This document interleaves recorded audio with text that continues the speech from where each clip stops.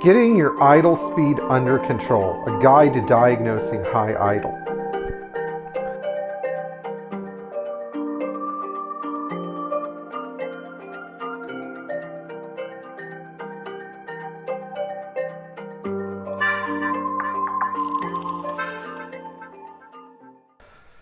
I don't want you to be misled by the title. This is about high idle, but we're also going to do some discussion over voltage relays and how they affect the idle control system. In this video, we're going to discuss idle control systems on 116.965, 117.967, and 117.968 Mercedes V8 engines.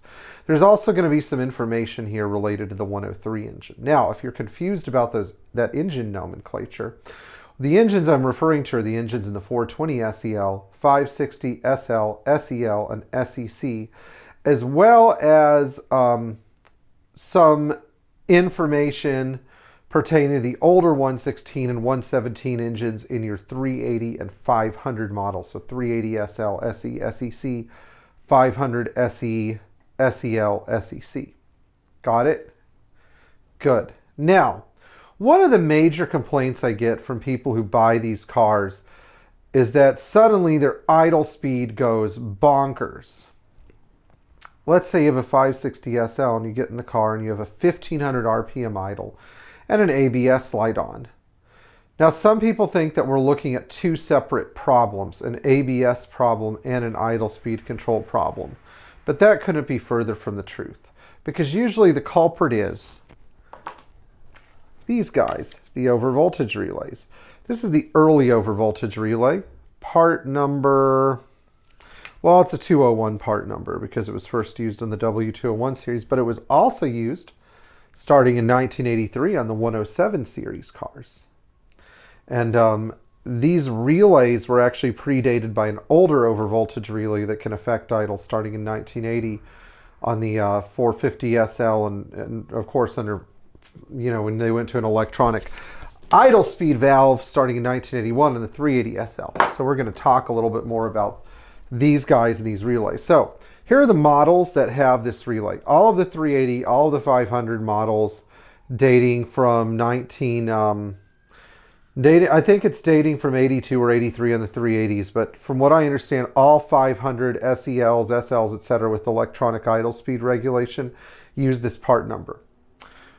190Es have it, 300Es had it as well, but this relay was basically phased out in 1989 in the 560 SL, and this relay was phased in 1989 on all the other models. So this is referred to as the small OVP, this is referred to as the big OVP.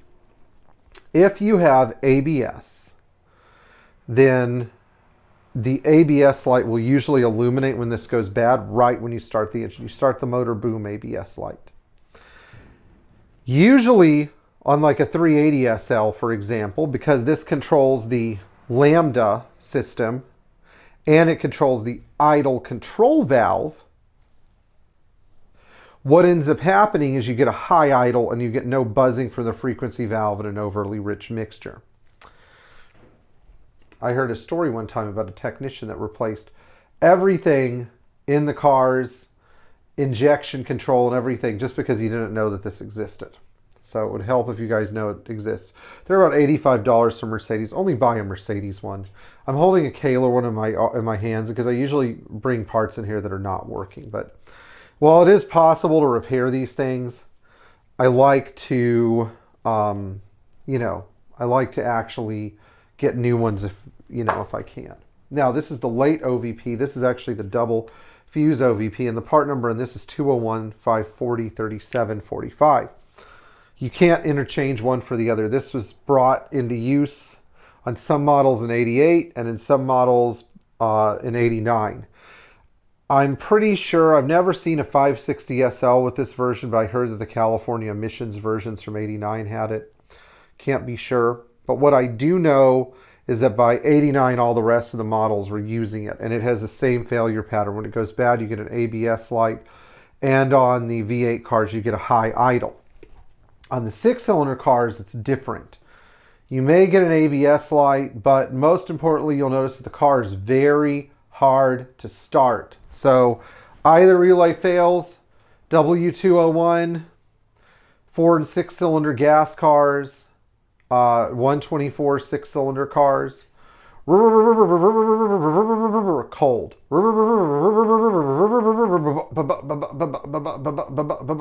I remember on our 190E when it wasn't working, I should say on Elaine's 190E, car was really hard to start. I didn't have it plugged in all the way. Ding dong, Pierre, anybody home? The car is just really hard to start.